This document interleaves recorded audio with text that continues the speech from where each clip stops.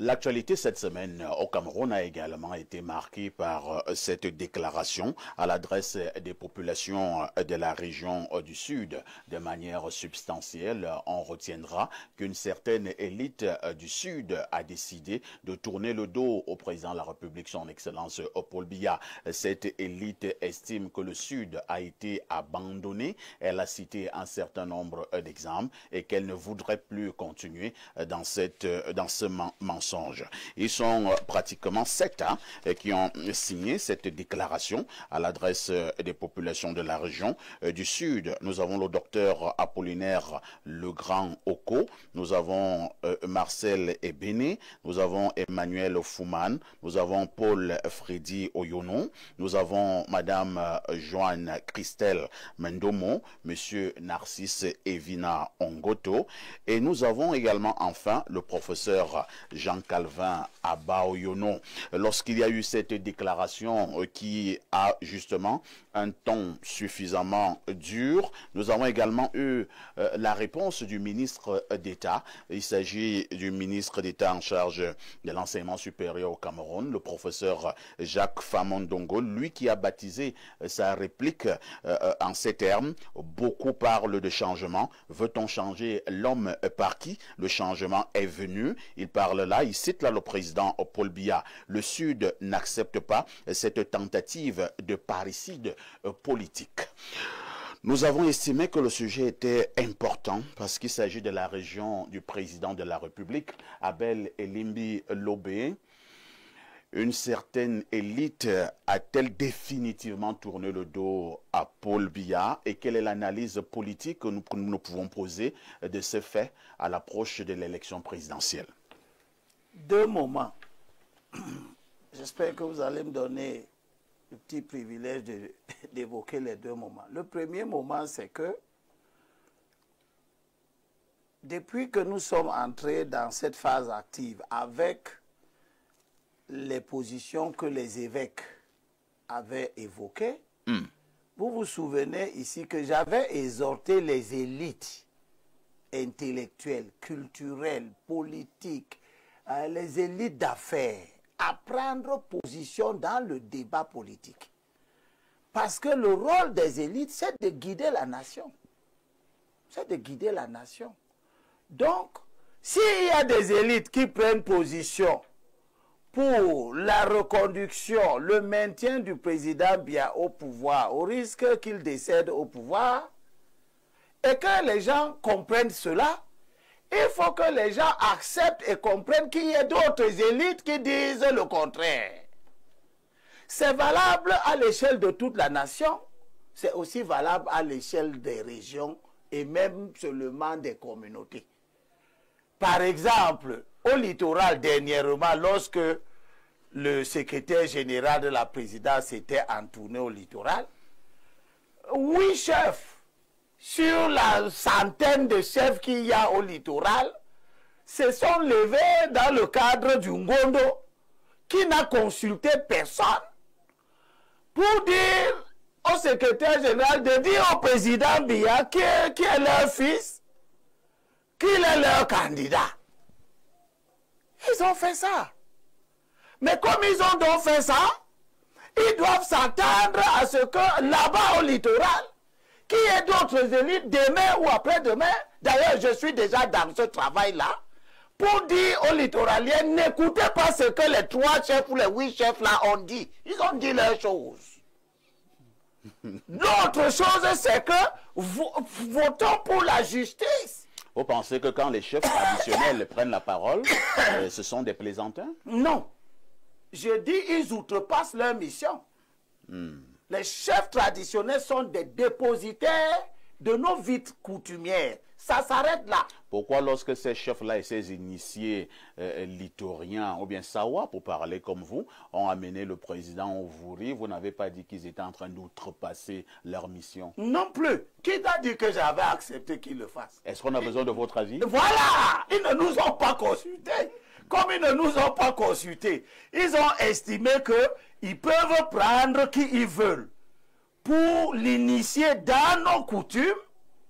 Eh bien, On peut comprendre ça. Parce que le chef de l'État est le chef de toute la nation. Vu comme ça, on peut comprendre que toutes les confréries initiatiques lui donnent une partie de ce pouvoir. On peut comprendre ça. Mais ils l'ont décidé unilatéralement, puisque ce ne sont pas des gens démocratiques. Leur pouvoir traditionnel, ils ne le tiennent pas par voie d'élection. On ne consulte pas tous ceux qui sont administrés par ces chefs traditionnels. Donc, ils sont dans un registre. Mais ce n'est pas seulement eux qui ont appelé.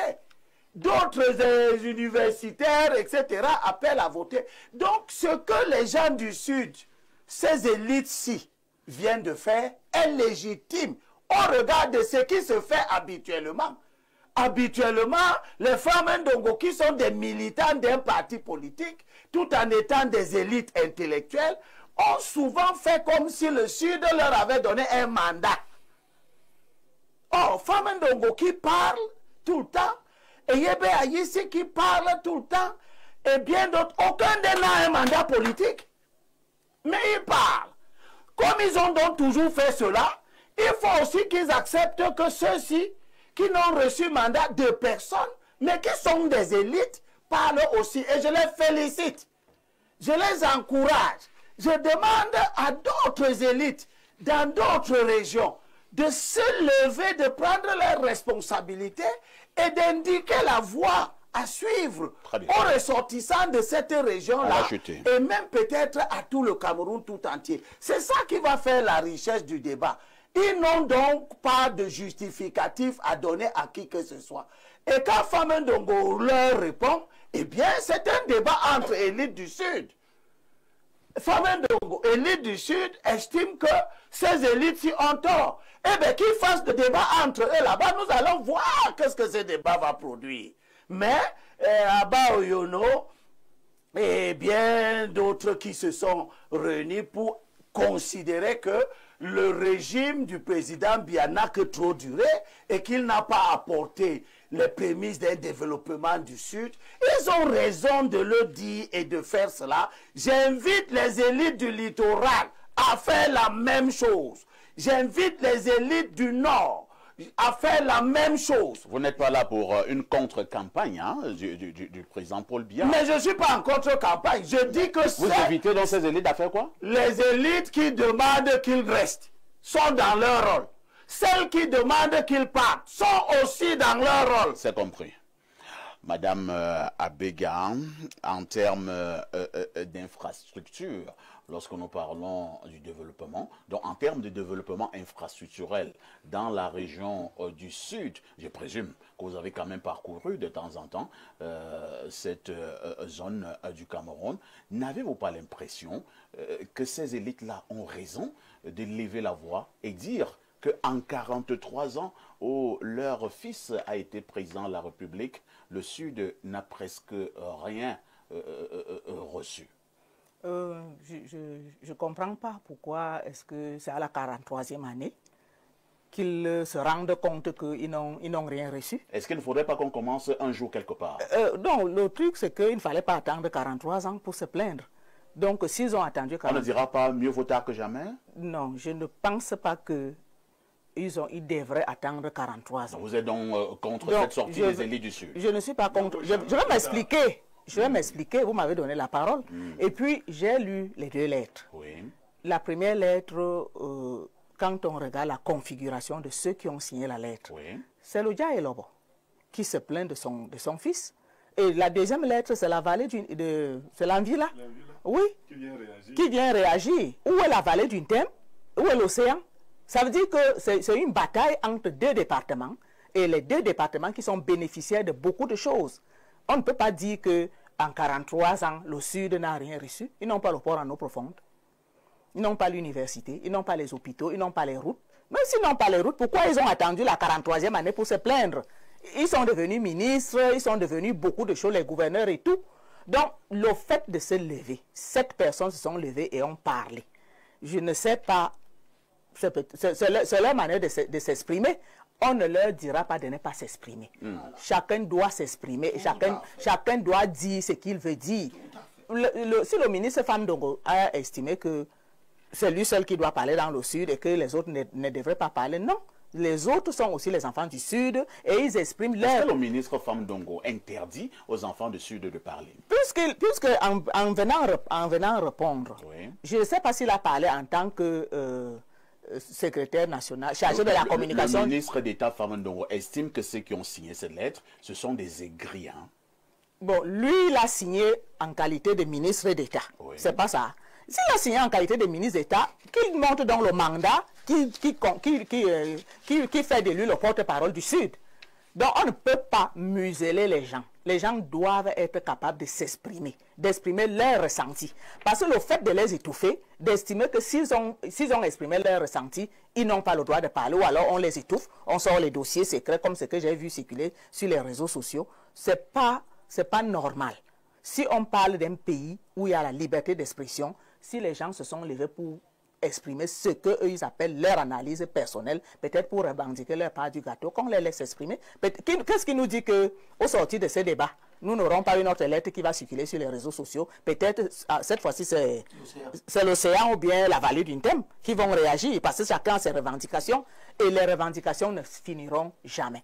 Si eux, ils se lèvent pour revendiquer, nous autres qui sommes dans la léquée, nous pouvons aussi nous lever pour nous revendiquer. Mais pourquoi vous avez toujours cette manière de répondre aux préoccupations? C'est-à-dire, vous ne vous êtes pas encore levé. Mais quand d'autres se lèvent, vous dites que bon, nous pouvons aussi dire que nous avons des revendications. Nous ne nous sommes pas... Pour l'instant, ce sont eux qui se sont levés.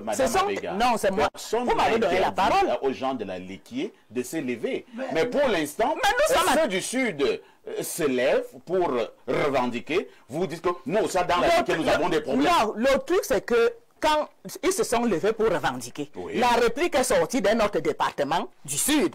Donc, je veux dire que d'autres départements peuvent aussi se lever pour revendiquer, mais qu'ils ne commencent pas par dire que depuis 43 ans, ils n'ont rien, alors qu'ils doivent faire le bilan de ce qui a été positif dans leur région. Merci. Ils n'ont pas le barrage de Manvele, ils n'ont pas le port en eau profonde, ils n'ont pas les universités, ils n'ont pas quoi, et il y a même le ministre d'État, et il y en a plein d'autres. Donc, ils ne disent pas qu'ils n'ont rien.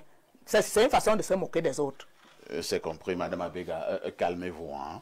On va passer la parole au professeur Owenengini. Pour ceux qui ne le savent pas, Owenengini est également un digne fils du Sud, du département, cette fois-là de l'océan. Là, je voulais poser d'abord une première préoccupation. Professeur Owenengini, les signataires de cette déclaration à l'adresse des populations de la région du Sud, ces fils du Sud vous ont approché? Ils ne m'ont pas approché, il n'y a aucune chance.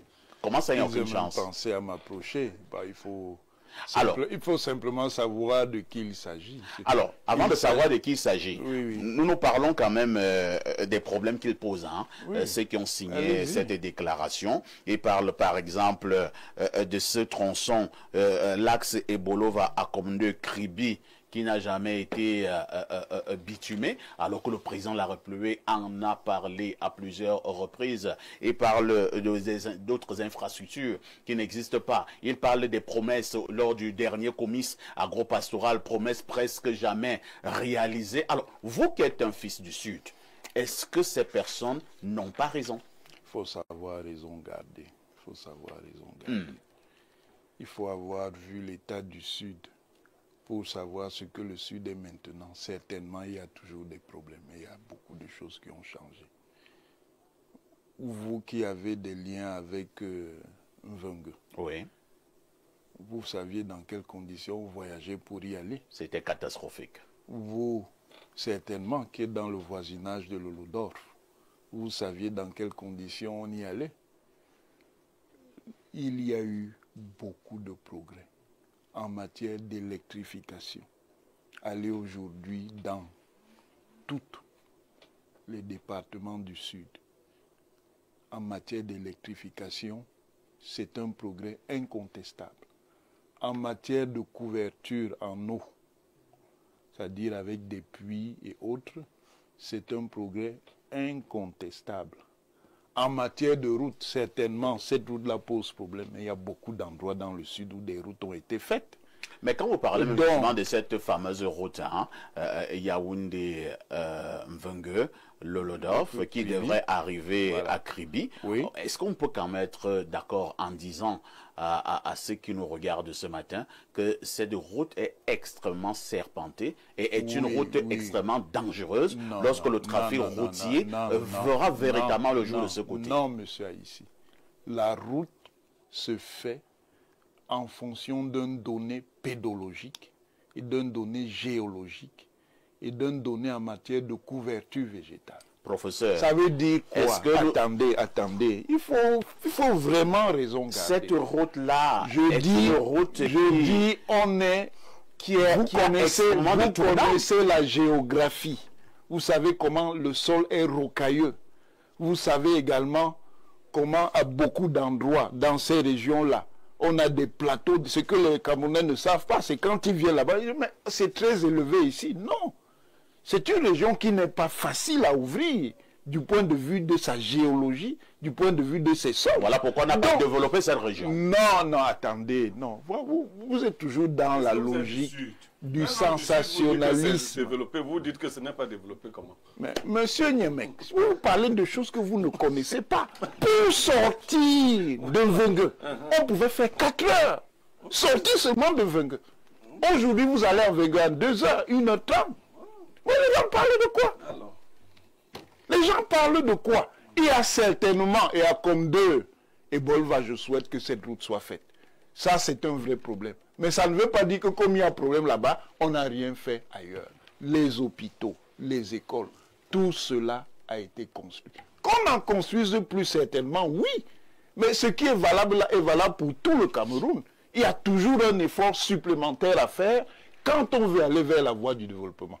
C'est pour ça que je reviens à ce que je disais au départ. Qui sont ceux qui ont signé? Cela vous intéresse particulièrement? Oui, mais parce que ce qu'ils ont fait n'est pas gratuit. Qui sont-ils? Nous sommes dans la lutte politique. Il s'agit simplement de sympathisants et de militants du MRC. Ah bon? Oui, mais c'est clair. Est-ce qu'il y a Okoseki, Oyonoseki, Mungeseki, Aba Oyonoseki? Ce sont des militants ou des sympathisants du MRC qui, dans le cadre de la lutte politique, et c'est leur droit. Professeur, ils peuvent être militants du MRC ou bien sympathisants du MRC, mais les problèmes posés dans les déclarations, est-ce que ces problèmes existent? Les problèmes existent, mais pas comme ils les envisagent. Parce que quand ils vous disent, vous avez l'impression qu'on vous dit que rien n'a été fait. Mais c'est celui qui ne connaît pas qui peut tenir un tel langage. Moi, je vous dis, une fois, pour sortir de mon village, on a fait 4h30, je dis dans le village. Or, aujourd'hui, on circule comme on veut. Mais les gens parlent de quoi? Je reviens donc à ce que je vous dis. C'est un rapport de force politique. C'est une formation politique qui veut pénétrer dans un espace qui est contrôlé par une autre formation politique. Ça, c'est la première chose. Oui. Maintenant, l'élite. Vraiment, il faut être très modeste. Moi, je ne me présenterai pas comme une élite du Sud. C'est trop gros pour moi. Ah bon? Comment ça? Qui est donc élite? Je n'en ai pas le niveau. Vous n'êtes pas élite. Je n'en ai manifestement... Attendez. Mais donc, ne nous élevons pas, monsieur. Si vous n'êtes pas élite, il n'y a plus d'élite. Aujourd'hui, là, ça ne passe pas. Non, si vous n'êtes pas élite... Vous n'allez pas m'interrompre. Si vous n'êtes pas élite... Aujourd'hui, ça ne passe pas. Vous n'allez pas m'interrompre. C'est pas une élite. Donc, l'élite n'est pas élite. Tout ça pour dire qui est élite. Vous savez bien que c'est du style, monsieur. Qui est élite? C'est du style. Qu'est-ce que je veux dire? Oui. De toutes les manières, la balance se fera. N'est-ce pas? Il y a donc une élite qui parle au nom du MRC. Il y a d'autres élites qui peuvent partir pour telle ou telle formation politique. Rendez-vous en octobre 2025. Vous êtes très rassurant, hein, professeur Onengini. Vous parlez avec une très grande sérénité. Alors, Valère Bessalam, il y a un détail, peut-être même pas un détail, il s'agit quand même des personnes qui sont de la région natale du chef de l'État, c'est-à-dire le Sud, et qui ont énuméré un certain nombre de couacs, entre guillemets, au niveau du Sud. Et en fin de compte, ces personnes-là demandent aux populations du Sud de ne plus voter pour les fils du Sud. Et le professeur Famandongo dit que ce parricide politique ne passera pas. Oui, mais je voudrais que l'on se comprenne peut-être sur les termes, sur le terme élite. Sur élite, je crois qu'on peut résumer ça à un groupe minoritaire de personnes remarquables sur certains domaines ou certains faits. Ici, je résume ça comme ça. Bon, alors, est-ce que ceux qui parlent, ceux qui revendiquent, se sont fait remarquer pour être des élites? Il faut analyser. Bon, peut-être le moins de moi. Hein. Non, peut-être c'est moi qui parle d'élite. Non, c'est même écrit. Voilà. Vraiment, c'est écrit. Vous n'inventez rien. Mais je parle juste d'abord de la signification. D'élite, oui. De signification pour dire que... Bon, est-ce que le professeur Jean-Calvin Abayono n'est pas une élite? Est-ce que... J'en viens. D'accord. J'en viens pour dire, est-ce que ceux qui revendiquent sont des élites, ils sont donc fait remarquer pour quoi que ce soit dans leur région, puisqu'on parlait d'une région. Et maintenant, ceux qui combattent ou ceux qui rabrouent les revendiquants, est-ce qu'ils se sont aussi fait remarquer par quoi que ce soit? Alors, comment sont-ils devenus élites? C'est une autre question. Alors, moi, je vois deux camps. Ouais. Moi, je vois deux camps. Je vois le camp d'un monsieur qui a été élevé au rang d'élite et qui, justement, élève la voix pour défendre son beefsteak. Ah bon? Ça, c'est le ministre. Le ministre d'État. C'est le ministre d'État. Je ne sais même plus ce que ça veut dire depuis un bon bout de temps.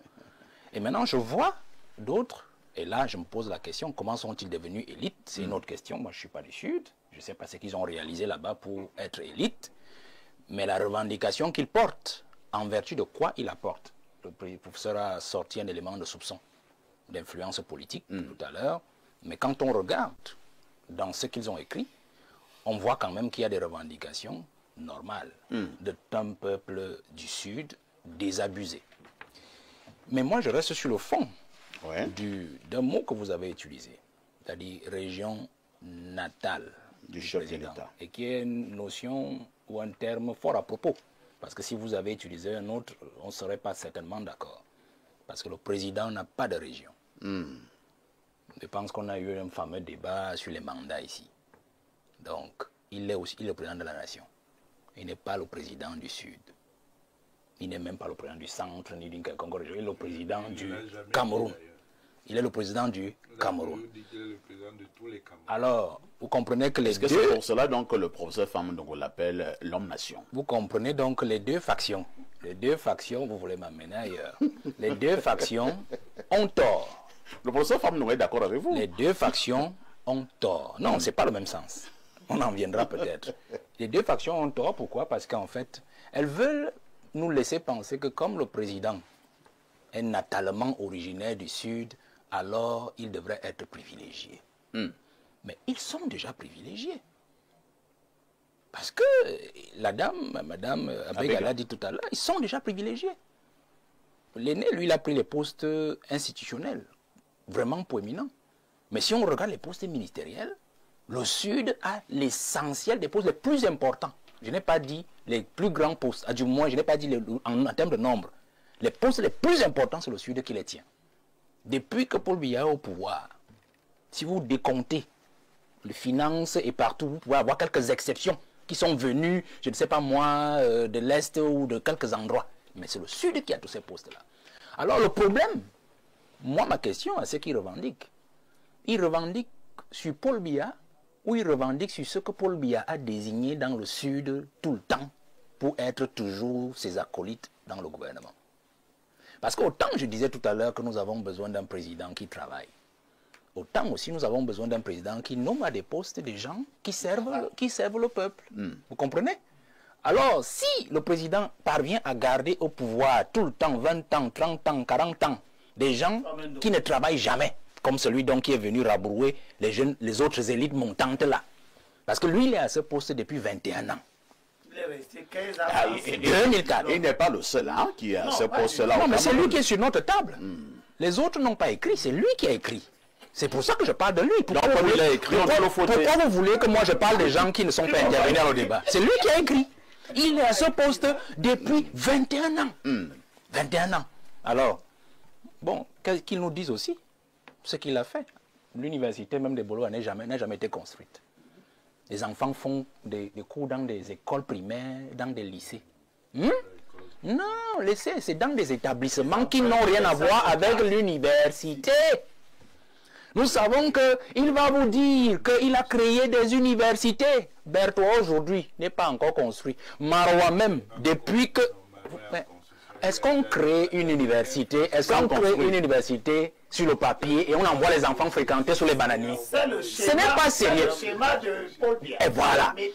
Marois qu'on a créé depuis 2004 et qui est entré en 2008 avec les premières générations de l'école normale. Aujourd'hui, Marois n'est pas fini.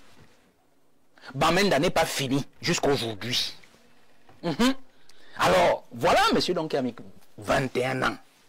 Et il trouve que ceux qui viennent revendiquer là n'ont pas le droit de revendiquer parce que Biya est un homme-nation. Ça veut dire qu'en fait Biya c'est le Cameroun. Non, Biya n'est pas le Cameroun. Biya c'est un individu comme tout le monde à qui le peuple a donné l'élection à partir, on va dire ça comme ça, du 14 janvier 1984 parce que on était encore sur le parti unique. Parce que la véritable élection on commence en 1992, même si on dit qu'au passage il a volé. Vous comprenez? Donc, nous ne voulons pas savoir qui est élite ou pas. Pour moi, ces gens n'existent pas. C'est Biya qui a la faute. Autant, la dame disait tout à l'heure, et vous l'avez rabroué. C'est-à-dire que le problème que posent ces gens du Sud est le problème que peuvent poser tous les autres Camerounais des autres régions. Et qui donc est le principal problème de cette architecture de malfaisance au Cameroun? C'est Paul Biya.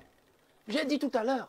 Le gouvernement, une attitude de malfaisance. Oui, c'est de la malfaisance. Vous avez une expression très dure quand vous parlez du président Paul Biya. Et c'est depuis 2019 que dans le dernier gouvernement, nous connaissons tout ce qui s'est passé là au milieu.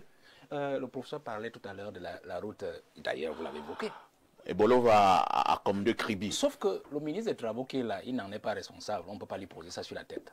C'est celui qui était là avant. Ah, vous voulez parler de la route Yaoundé-Mvengue-Lolodor? Bien sûr, bien sûr. Vous avez soulevé le problème, mais le professeur s'est érigé en censeur, ingénieur. Il a dit que c'était une très bonne route. Il nous a expliqué comment, la pédologie, et tout est ainsi de suite. Non, c'est un projet... Cette route-là va tuer beaucoup de gens, professeur. C'est un projet particulier sur lequel je me suis intéressé.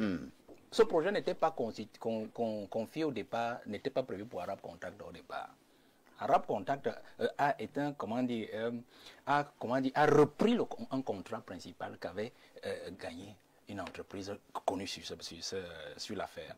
Et les malfaisances ont fait même l'objet de grands dossiers, non seulement au ministère des Marchés Publics sur Abbas Sadou, et qui sont allés pratiquement jusqu'au TCS, mais qui ont été étouffés. C'est-à-dire que l'argent a été ponctionné parce qu'en fait, cette route-là, ce n'est pas comme ça qu'elle devait être construite. Ce n'est pas son tracé. Cette route-là, c'est en fait une autre route, un doublon de Kribi et Deya, Douala. C'est-à-dire quand vous regardez la route Kribi et Deya, regardez très bien cette route-là.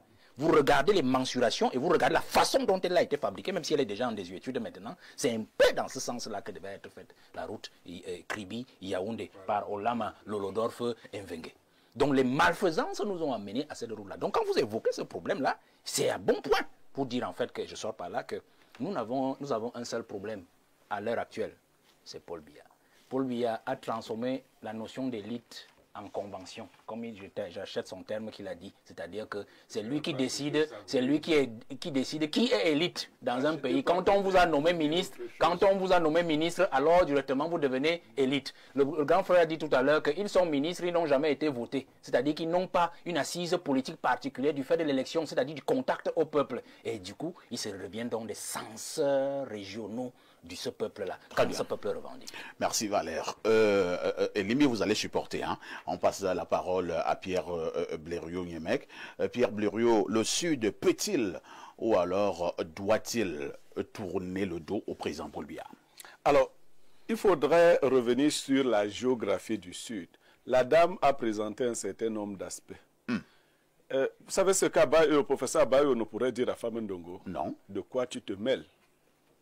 Famendongo est un fils du Sud. Je vous parle de géographie. Quand le Dja et l'Obo parle à Biya, de quoi Famendongo se mêle? Non, la déclaration, si. La déclaration à l'adresse des populations de la région du Sud. Non, attendez d'abord. Et si cette déclaration ne parle pas du Djaïlobo et parle du Sud? Maintenant, on pourrait aussi dire que l'océan a sa réalité. Vous avez vu que l'océan n'est pas... L'océan est tranquille. D'ailleurs, les routes de l'océan sont bonnes, elles ne sont pas serpentées. Voilà. De toutes les façons, mon idée est que le Sud nous distrait pour rien. Ah bon? Il y a un terme utilisé, parricide. Oui. Est-ce que c'est le Sud qui a donné la présidence à Biya? Le Sud, c'est combien? C'est qui? C'est pas le Sud. Le Sud, enlevé dans l'élection de Biya, tout le Sud, Biya est toujours président. Le Sud ne représente rien. Pourtant, Biya a tout donné au Sud. S'il faut parler ainsi. Dans l'élection de Paul Biya, le Sud ne vaut rien. Du tout. Donc, le Sud ou pas le Sud? 181 000 voix. Voilà, regardez. Regardez les gens. 181 000. Sur 2 500 000. Le Sud ne doit même plus jamais parler à Biya. 7,19%. Voilà. Merci pour les chiffres. Elimbilobe, si tu n'étais pas là. L'émission est en français. Hein? Non, voilà ce que représente le Sud qui vient parler, qui vient dans une vraie discussion où des gens ont donné 1 million de voix et tout, ils viennent troubler l'eau. Le Sud ne représente rien et il n'y a pas de parricide. Parce que le terme parricide dans la bouche de Femme Ndongo, qu'il devrait retirer, veut dire que le Sud a généré un chef d'État. Et aujourd'hui, on voudrait le tuer. Pour tuer le Biya, on n'a pas besoin du Sud. Première chose. Deuxième chose, les élites du Sud, je prends le professeur Abaou Yono, il ne vous a pas dit là que si Biya le met à la place de Femme Ndongo, il va refuser. Alors, qu'est-ce que vous voulez faire comprendre? Je dis comme si, et même comme il sait être vicieux, Biya, il peut mettre Abaou Yono là à la place de Femme Ndongo. Le professeur Abaou Yono vous a pas dit il n'est pas dans cette posture-là. La position lui n'est pas dans la posture-là. Lui n'est pas comme Oran qui dit que chaque fois qu'on parle de Femme Ndongo, il dit non. Si tu dis ça à Abaou Yono, il te dit j'attends ça. Donc, en fait, Femme Ndongo vient réagir en se disant, et vous voyez toute l'élite du Sud a abandonné Femme Ndongo. Ce qui aurait été bien, c'était que Femme Ndongo ne prenne pas la parole à titre individuel. Il aurait quand même dû élégamment se faire accompagner par d'autres élites RDPC du Sud, du NRC. Il prend une tuiture personne et tout seul. Femme Ndongo pèse combien dans le Sud? Il dit que non, il pèse pas. C'est un vieux ministre, hein? Bon, la vieillesse. Quand tu es un vieux ministre, il est d'ailleurs secrétaire à la communication. De Biya, il est membre du bureau politique. C'est même dangereux quand tu es vieux ministre de Biya, parce qu'on vient de vous dire qu'il a fait 21 ans au niveau du ministère de l'enseignement supérieur. Et si on entre dans ça. Donc, je sors en disant que quand nous avons de vrais problèmes, il faut que les enfants gâtés nous laissent tranquilles. Ceux qui ont bien mangé, ceux qui sont là depuis 31 ans de ministère, ceux qui veulent être ministres d'Abaou Yono et tout le MRC, nous laissent tranquilles. Le Cameroun ne va pas retourner au Sud. Après Biya, moi je suis du Sud aussi. Quand tu as épousé les femmes quelque part, tu es de là. Je vais dans ces villages, je vois. Mais même si vous n'avez pas de route, mais vous aurez les routes sous un autre président. Vous n'aurez plus les routes sous Biya. C'est un autre président qui viendra vous donner les routes. Merci Pierre Blériot. Alors, Elimbi Lobe lève le doigt là depuis. Elimbi, on vous passe donc la parole vraiment en 1 minute. Hein. Tout à l'heure, je vous ai dit qu'il y avait 2 moments. J'ai donc évoqué le premier moment en soutenant le fait que d'autres élites qui ne sont pas du RDPC ont le droit de s'exprimer aussi et de critiquer la gouvernance. Le deuxième moment, c'est ce que madame a évoqué d'une certaine manière. Elle n'est peut-être pas allée au bout et je reprends. Oui, vous avez le droit. Mais pourquoi c'est maintenant? C'est une question pertinente. Ceux qui signent, ils viennent signer 40 ans après. Attendez un peu. Abel Elimbi Lobe, on parle d'Abaou Yono par exemple. Et il y a 40 ans, Abaou Yono, il avait quel potentiel? Il avait quel âge? Est-ce qu'il pouvait signer ce genre de document? Votre question est bonne. Voilà. Entre-temps, attends un peu, attends, je vous relance. Voilà ce que ces signataires disent. Il faudrait que nous arrêtions de ne plus prendre nos responsabilités. Il est temps que nous puissions entrer dans le débat. Et ils fustigent ceux du Sud, justement, qui n'ont jamais pris ce genre de position. Tant mieux. Ça ne les dédouane pas pour autant. Ils n'ont pas 40 ans. Ils ne sont pas nés quand Paul Biya est arrivé au pouvoir. Et ça veut dire quoi? Ça veut dire que tous ceux qui ont attendu d'avoir des intérêts particuliers qui n'ont pas été satisfaits sont décrédibilisés dans leur action. Vous soutenez donc la thèse de l'aigreur? Non. Moi, ça, ce sont les mots de Fama Ndongo. Fama Ndongo même peut être un aigri, hein. C'est pas facile au pouvoir. Si Fama Ndongo est aigri, alors les autres seront quoi? Je rappelle que si les gens parlent de Fama Ndongo, comme dit le guide des Jouvence, Bessala, c'est avec raison. Fama est là depuis 21 ans. Il y a 2 mois que nous avons parlé de son communiqué qui appelait à venir retirer les diplômes de 15 promotions. Et il avait dit aux gens, si vous ne venez pas avant, c'était l'année dernière, si vous ne venez pas avant le 31 juillet, vous êtes frappé d'une pénalité de 25 000 francs. Nous avons traité ça ici et l'affaire a disparu. Il devait avoir honte. Donc ceux qui le critiquent ont raison de le critiquer. Mais ma posture est celle de ceux qui exhortent les gens à s'engager dans la vie politique. Ne pas attendre. Parce que quand vous attendez 40 ans pour venir maintenant dire, ça veut dire que quand il y avait 10 ans de régime déjà, vous espériez encore quelque chose. Quand il y avait 20 ans de régime, vous espériez quelque chose. Et c'est maintenant à l'orée des 40 ans que vous vous rendez compte que ça ne vaut plus la peine. Vraiment, il faut aller ailleurs. Donc ceux qui ont signé là, il a fallu qu'ils deviennent MRC pour se rendre compte que le Sud était mal géré. Mais le Sud n'est pas mal géré aujourd'hui. Quand Bessala parle, c'est des problèmes d'aujourd'hui que Bessala évoque. C'est des problèmes d'il y a 20 ans. Donc il y a 20 ans, vous étiez là, vous ne voyez pas encore que ce gouvernement-là est mauvais. C'est ça, ma posture. C'est valable pour le Nord. Quand j'entends des gens aller faire des meetings maintenant pour dire que si je vous dis de voter pour... Et parler en Foufoulde. Voilà, et parler en Foufoulde pour que tout le monde ne comprenne pas. Pour dire que, si je vous dis que vous qui avez faim, c'est que je vous manque. Bon, c'est maintenant que vous vous rendez compte que ce pays est mal gouverné. Paul Biya n'a pas changé. Ceux qui découvrent qu'il gouverne mal aujourd'hui, comme Albert Zonga, hein? Toi-même dans le truc du Sud, Albert Zonga. Oui, il découvre. C'est aujourd'hui qu'il découvre que Paul Biya est un démon. Parce qu'il a dit dernièrement que Paul Biya est un démon incarné. Quand il était militant du RDPC, député de Paul Biya, il voyait que Paul Biya était comment? Quand Kamto était ministre 7 ans durant, il voyait que Paul Biya était comment? Paul Biya n'a pas changé. C'est vous qui changez. Et si vous changez de la sorte, c'est parce que vous changez en fonction de vos intérêts. Parce que la lecture que vous avez maintenant du régime du président Biya, il y a des gens qui ont cette lecture de façon constante depuis 40 ans. Je peux comprendre que des jeunes comme Bessala entrent dans le jeu aujourd'hui. Parce qu'eux, ils sont jeunes, ils sont nés hier. Ils sont nés dans le régime. Ils ont dû grandir d'abord. Avoir une maturité politique. Mais les gens que j'entends parler, qui prétendent que Paul Biya est un démon aujourd'hui, eux, c'est les gens de 70 ans, qui sont avec Paul Biya depuis 40 ans. Ils ont été sélectionnés. Ils sont disqualifiés pour chercher à renverser Paul Biya. Probablement, ce sera la dernière problématique sur ce plateau. Voilà, ils sont disqualifiés. On vous a compris. On repasse la parole au professeur Owenangini.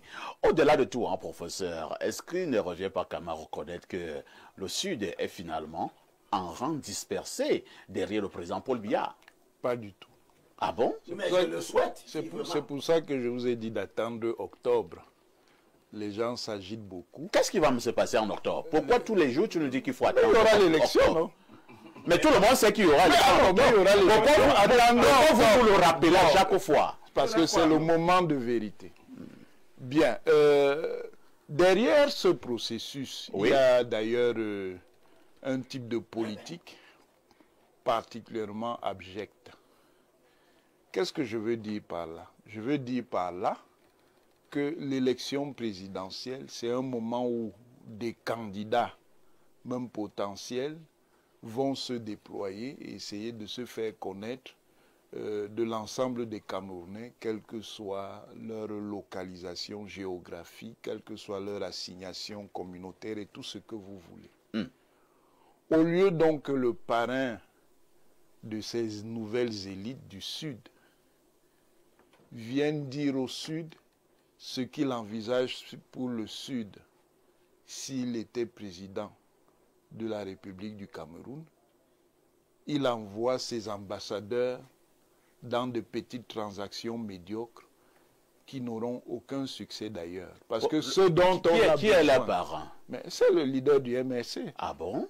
Est-ce qu'il y a une discussion? Mais vous voyez le leader du MRC partout? Mais c'est le leader du MRC. Qui sont ces gens? Est-ce que vous avez vu le nom du leader du MRC? Vraiment, monsieur Haïssi, soyons un peu sérieux. Nous sommes très sérieux. La politique se fait aussi dans les manœuvres.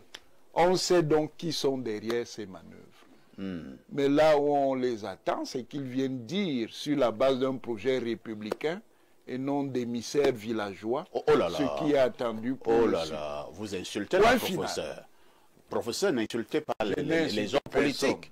Mais vous dites qu'ils sont des villageois. Je veux te donner quelques 2 ou 3 chiffres qui peuvent nous être utiles. Oui. J'ai dit tout à l'heure que le Sud a donné au président Biya 181 346 voix. Mais ils doivent savoir que la Damawa a donné plus. 190 391.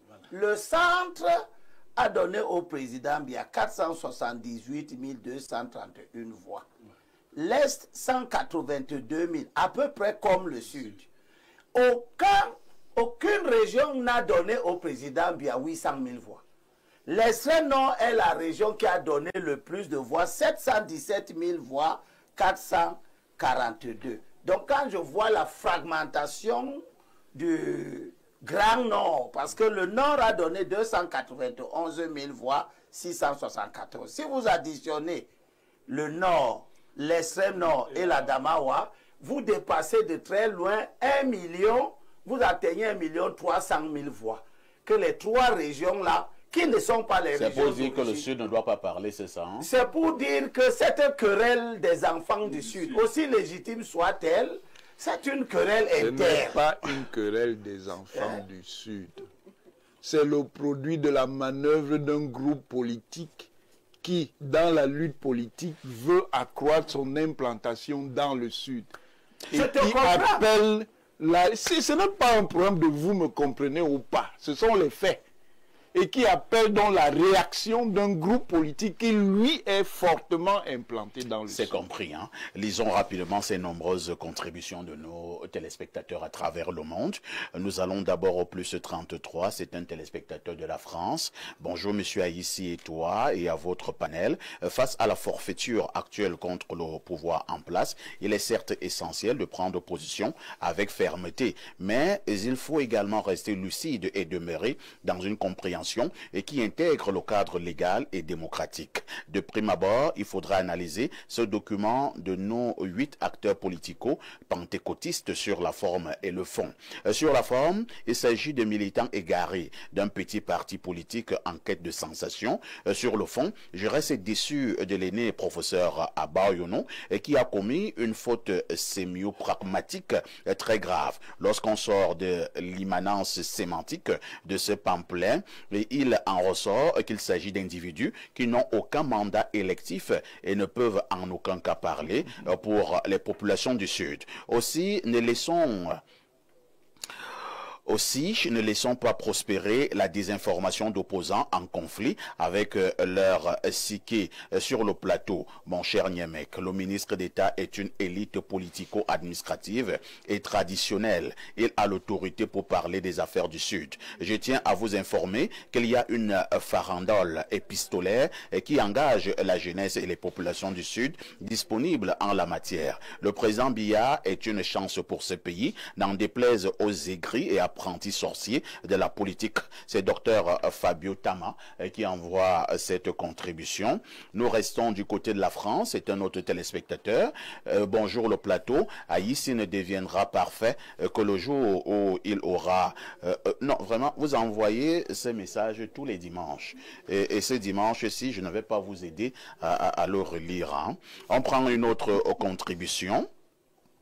Que dit ce téléspectateur? Bonjour le panel, merci à M. Valère Bessala, candidat à la présidentielle 2025. Je suis d'accord avec M. Valère Bessala qui précise que le peuple anglophone au Cameroun n'est pas une communauté. Je pense comme lui, car présenter le peuple anglophone comme une communauté serait réduire de façon considérable les raisons fondamentales et la lutte même que ce peuple mène actuellement. Sinon, chaque communauté, comme je l'entends, devrait revendiquer le pouvoir. J'aime votre façon de voir les choses, mais si l'on considère le peuple anglophone comme une communauté, ceci reviendrait à légitimer le tribalisme et donc légitimer le combat négatif du MRC et de la BAS. Bien que l'opposition menée par le SDF soit relativement bonne, les bien-pensants les mettraient dans le même groupe que la BAS. Je parle de la guerre du Nozo.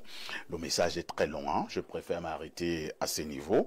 Allons au plus 39. C'est un message qui nous vient de l'Italie. Que dit le téléspectateur de ce côté? Bonjour, comment tu vas? J'espère que tu te portes mal. Dis au professeur qui n'exagère pas, ok. Dis au professeur qu'il n'exagère pas. Il a trop exagéré avec les insultes, ok. Il dit qu'il fasse très attention. C'est Aziz depuis l'Italie. Allons au plus 241, c'est un téléspectateur. Dis-lui que l'ordre régnera. C'est un message qui nous vient du Gabon.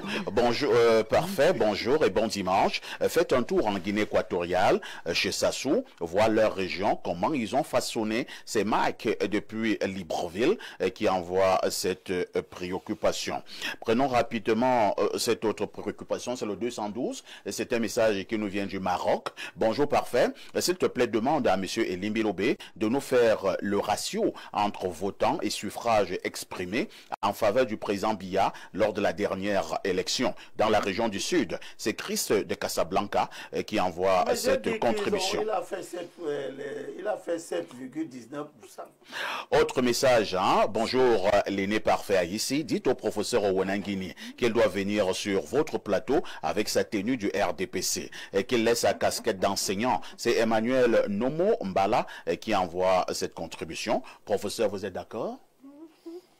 Ça, c'est un raisonnement particulièrement naïf. Il est aussi villageois? J'ai dit naïf. Ah, d'accord. Le vocabulaire est riche. Villageois. J'ai dit naïf. Le fait d'être universitaire n'empêche pas d'être citoyen. Et le fait d'être citoyen n'empêche pas d'être engagé. Très bien. Repartons au plus 33, c'est un autre message de la France. Bonjour parfait et bonjour à votre plateau. Nous parlons du président de la République, institution avec des missions précises d'inclusion et du bien-être collectif et donc président de tous les Camerounais. Mais je suis étonné que parlant de cette institution, qu'on parlait d'élite et d'une partie du pays, le président de la République serait-il plus important pour une région que pour une autre? Serait-il plus président de la République des uns plutôt que pour des autres, c'est-à-dire que toutes les régions du pays devraient avoir un président. À quand la vision systémique? À quand le changement de mentalité? À quand la République? Vraiment, ça fait pitié. Bonne suite à vous. Quel est le sentiment que cela peut susciter pour d'autres régions de se dire qu'elles doivent aussi avoir leur président de la République? C'est Madeng qui envoie ce message depuis la France. Lisons peut-être deux dernières préoccupations. Hein. Alors, nous prenons rapidement cette autre préoccupation du téléspectateur. Repartons au plus 33, c'est un autre message de la France. Libre expression, c'est comme une femme qui a mis son mari dans la bouteille, comme on le dit vulgairement en Afrique. Donc, même le jour où elle t'énerve, tu as envie de lui faire l'amour. Par conséquent, tu as toujours envie d'elle. Donc, c'est pareil. Même quand Aïssi ou Elimbi Lobé ou le professeur Meillon nous énerve, on a toujours envie de les voir. C'est le je t'aime, moi non plus. Si M. Dieudonné Van n'existait pas, il aurait fallu le crier. Si Info TV venait à fermer un jour, les gens vont faire la grève de la faim en commençant par moi. C'est un téléspectateur de la France. Merci pour l'instant. Info TV n'est pas fermée. Alors, nous prenons deux dernières interventions concernant justement ce sujet. Alors, je repasse la parole à Valère Bessala. Valère Bessala, au regard de ce qui se passe au niveau du Sud actuellement, et on doit signaler, pour parler comme le professeur, pour ne pas être naïf, que nous sommes quand même quelques mois de l'élection présidentielle. Est-ce qu'on peut également remettre cela sous le coup du chantage politique concernant ceux qui ont justement écrit cette déclaration à l'adresse des populations de la région du Sud? Je crois que Limbi a dit quelque chose de fondamental. Moi, je ne veux pas rentrer dans les raisons qui poussent les uns et les autres, du moins ceux qui revendiquent à revendiquer. Oui. Mais moi, je reste sur les faits, tout simplement. La question est claire. Le Sud vit un marasme comme toutes les autres régions. Moi, je suis contre ce qui a été dit tantôt pour dire un peu, c'était un peu pour résumer, il y avait quoi avant. Donc, comme il y a des routes, alors c'est bon. Donc, on ne doit plus revendiquer. Non. Le développement est une donnée permanente. Le développement est une quête permanente. Quand on en a déjà, on en demande encore. Quand on en a déjà, on va encore mieux. Vous voyez? Et c'est pour cela qu'aujourd'hui, tout le monde est bloqué sur le président, justement, qui est déjà fatigué. Parce que c'est ça le véritable souci. On n'a pas un problème avec le président qui a 92 ans. On a un problème avec le président qui a 92 ans et qui nous semble avoir abandonné tout le pays entre les mains d'une petite oligarchie méchante. C'est en fait ça le fond du Cameroun aujourd'hui. Donc, le Sud qui revendique à travers ces gens qui ont cité, moi je ne veux pas connaître leur chapelle politique.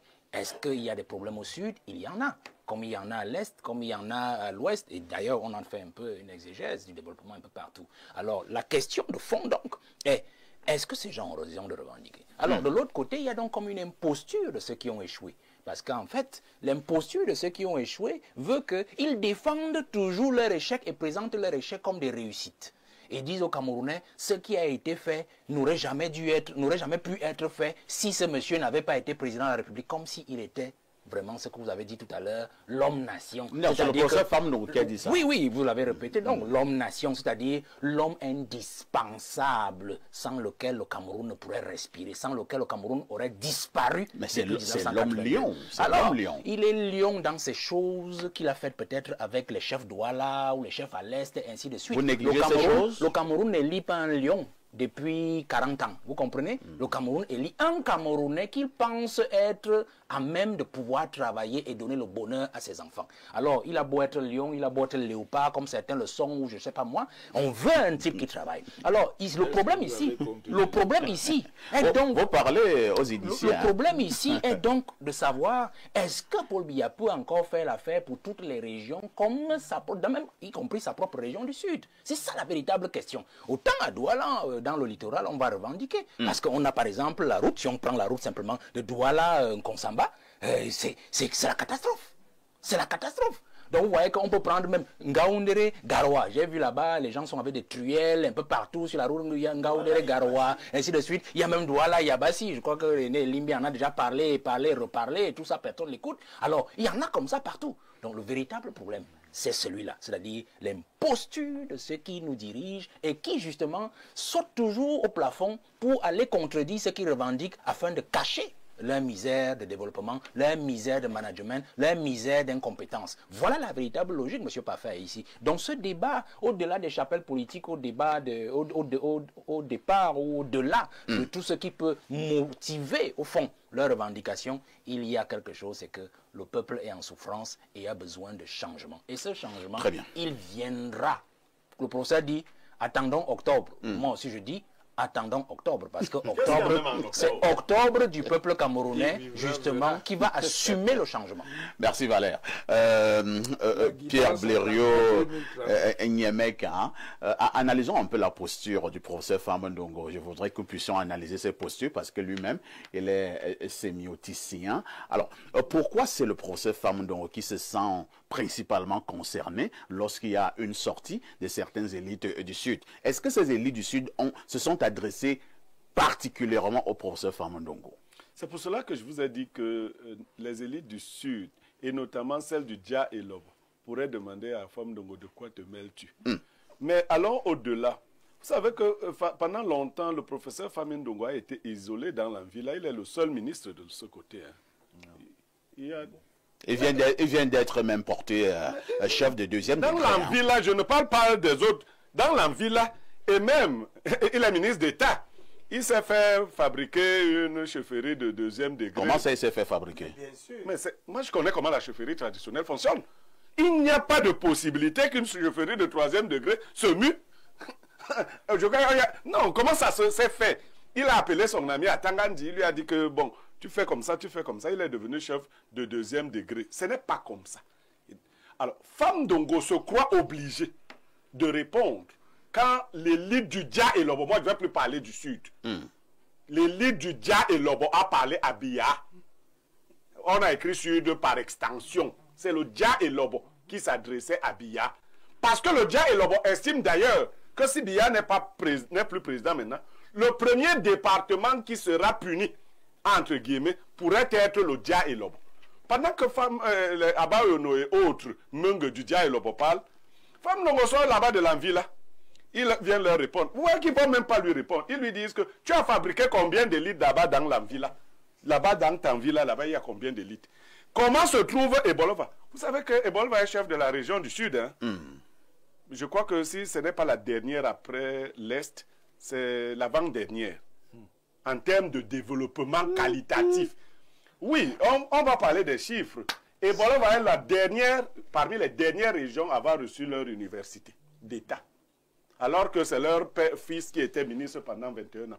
Et cette université d'État se trouve dans 5 sites dispatchés dans les petits établissements et des épiceries, dans la ville de Bolova et partout ailleurs. Il n'y a rien, il n'y a pas un site. Et Bolova a tenté d'avoir un comice qui a échoué. On a commencé à construire l'hôtel du comice qui a duré 14 ans. Et Bolova, c'est un marasme. Il y a une seule boulangerie dans toute Bolova. Cela signifie donc que les populations du Sud ont donc le droit de se plaindre. Mais qui les a placés dans cette situation? Et le Sud, quand les gens... Il y a une seule boulangerie à Ebolova FM à 21h, elle appartient à un blanc. Le meilleur hôtel que Famou Ndongo a pu construire, il allait le construire dans un village après Ebolova, on appelle Kolandom. C'est-à-dire tu traverses son village. Tu pars te perdre là-bas. C'est son propre village. Et les gens vont là-bas parce que Famou Ndongo est ministre. Qui va aller se perdre là-bas quand il ne sera plus ministre? Donc, Ebolova, c'est le cynisme. Quand vous devez quitter Ebolova pour aller en Bam, vous commencez à prier. Mais c'est toujours dans le Sud. Si vous quittez le village de Mathias Onangine pour rejoindre Ebolova, vous partez de là-bas. Vous allez d'abord, vous venez à Yaoundé. Vous quittez le centre, vous allez dans le littoral à Edea. Vous quittez Edea maintenant pour rentrer là-bas. Mais c'est quelle torture ça? Mais le Sud même, c'est l'enfer. Merci. Le Sud, c'est l'enfer sur terre. On parle de quoi là? Vous connaissez, si je devais me mettre à citer les villages perdus, en dehors de Bolova, on cite encore quel village, puisque Bolova même est un village. C'est compris. Abel et Limbi Lobé et Bolova est donc un village. Le Sud, c'est l'enfer, selon Pierre Blériot. Hein? Il y a une vérité que les aspirations démagogiques des uns et des autres ne changeront pas. Le Cameroun est un pays de communauté. Il n'est pas devenu autre chose. Les discours n'ont rien changé. Le jour où le président est devenu du Nord, les communautés du Nord étaient en droit d'attendre une attention particulière. Et elles ont eu. Et l'histoire nous amène à dire, comme disait madame tout à l'heure, vous avez eu ceci, vous avez eu ceci, il y a eu un aéroport, il y a eu un stade, il y a eu. Et c'était légitime. C'est compréhensible dans l'esprit humain. Si je devenais président maintenant, il est normal que les populations du littoral attendent que quelqu'un qui connaît les problèmes du littoral tienne donc la main pour résoudre ces problèmes. Ce qui ne veut pas dire qu'il ne doit pas résoudre les problèmes des autres régions. Et c'est d'ailleurs pour cela que tous ceux qui sont nommés au gouvernement doivent contribuer à faire prendre en charge les problèmes de leur région qu'ils connaissent mieux que les problèmes des autres régions. C'est trivial. Pour dire quoi? Pour dire que maintenant donc, que vous-même vous voyez que 40 ans où le Sud a géré le pouvoir et que, comme disait Bessala tout à l'heure, le président Ahidjo aurait pu, en 82, ne pas envisager que le pouvoir marche. Il aurait pu envisager que le pouvoir reste au nord. Il a pensé que le pouvoir doit aller ailleurs pour que d'autres parties du pays soient impliquées dans la conduite des affaires. On va chuter. Eh bien, je pense que le grand centre sud qui a déjà eu à gérer le pouvoir et le nord qui a déjà eu à gérer le pouvoir, eux doivent penser que le pouvoir doit aller ailleurs. Apparemment, c'est une constante vous avez de la votre vie message, politique camerounaise. que vous voulez absolument pas. Pensons que le pouvoir aille ailleurs. Vous pensez que le pouvoir peut rentrer encore dans le sud? Mais c'est quelle magie? Tu étais en train de le dire pour conforter. Nous sommes en démocratie, monsieur Williamek. La démocratie. Et ici, je termine là-dessus. Il n'y a plus ça. C'est être sincère que de dire que le pouvoir marche. Il marche. Et que de dire que le pouvoir doit aller ailleurs après avoir fait 40 ans, première chose. Deuxième chose, nous devons travailler pour que nulle part, plus jamais, le pouvoir ne reste nulle part 40 ans Mais durant. monsieur Limbilobé, vous êtes démocrate? Oui. Alors, et vous tenez le style de langage qui voudrait qu'on doit faire un effort pour que le pouvoir ne reste plus au sud. Alors, où est-ce que vous mettez la place de l'élection? Je vous te réponds. Oui. L'élection intelligente, c'est celle qui fait en sorte que le pouvoir soit exercé d'une manière qui stabilise le pays. Ce n'est pas le fait du hasard. Ce n'est pas le fait du hasard. C'est quoi la démocratie? C'est le choix du peuple. Et je demande à ce peuple de choisir. Ce choix peut même consister à faire roter le pouvoir. Ce choix peut consister à faire roter le pouvoir. À quoi c'est ce que je lui demande. l'élection? Mais l'élection, c'est que nous, les peuples... Cela signifie donc ceci. Je te réponds d'abord, monsieur Libre, attendez. Non, il faut qu'on soit très clair. Oui. Cela signifie donc que, comme le pouvoir ne doit plus être au sud en octobre prochain, si je m'en tiens à votre raisonnement, même si les Camerounais, dans leur majorité, votaient pour un ressortissant du Sud, le Conseil constitutionnel devrait déclarer que non, il a raté l'élection et on donnera plutôt un ressortissant d'une autre région. Ce n'est pas la compétence du Conseil. C'est ça la démocratie. Le Conseil constitutionnel dit ce que le peuple a dit. Répondez d'abord à la question. Je suis en train de vous répondre. Oui. Je n'attends pas que le Conseil constitutionnel dise cela. Ce n'est pas son rôle. Si les électeurs votent pour un ressortissant du Sud... Si les électeurs votent pour un ressortissant du Sud, il sera président. D'accord? Et ce que le débat n'est pas clos. Ce que les élites s'y viennent de faire, ils sont en train de dire aux élites du RDPC qui ont œuvré durant 40 ans pour que le pouvoir soit au Sud et qui n'ont pas fait bénéficier du Sud des bienfaits de ce pouvoir, de sortir de cette logique. Et c'est pour ça que je les soutiens. Et je dis donc que le Nord, que le Sud, que le Centre travaillent pour le bien, la justice du Cameroun et participent à envoyer le pouvoir ailleurs. Ailleurs où Madame chez les anglophones, ils attendent aussi on a compris ce message, monsieur Limbilobé. Madame Abega qui ne parle pas beaucoup sur ce plateau, je ne sais pas pourquoi vous êtes en train de la marginaliser. Donc, Madame Abega, vous avez la parole. Vous avez d'ailleurs demandé cette parole. Oui. Je reviens sur la lettre. La lettre interpellative des 7 ressortissants du Djaïlobo. Je pense que même si ce serait un autre originaire du Djaïlobo, parce que là c'est l'élite du Djaïlobo qui a parlé, il ne fera jamais l'unanimité. lors d'une élection, on ne fait jamais l'unanimité. Et puis, pour revenir au propos de M. Elimbi Lobé, concernant qui prendra le pouvoir et qui ne... concernant la rotation du pouvoir, je pense qu'il y a des préalables. Il y a des candidatures qui doivent être sélectionnées et il y a, comment dirais-je, des conditions à remplir pour que ta candidature soit sélectionnée. Si le code électoral a défini les conditions d'une candidature, si celui de l'Est ou bien du centre ou bien de l'Ouest qui est pressenti ou bien qui devrait être pressenti ne remplit pas les conditions, donc il ne sera jamais sélectionné. Donc le débat que nous sommes en train de faire sur la rotation du pouvoir, je pense qu'il n'a pas sa raison d'être. C'est celui qui remplit. n'empêche pas la rotation. Oui, c'est celui Un homme du Sud. Monsieur Elimbi Lobé, laissez-moi terminer. Oui, laissez-moi. Un homme du Sud, permettez à cette dame d'aller pour sa pensée. Sa candidature validée.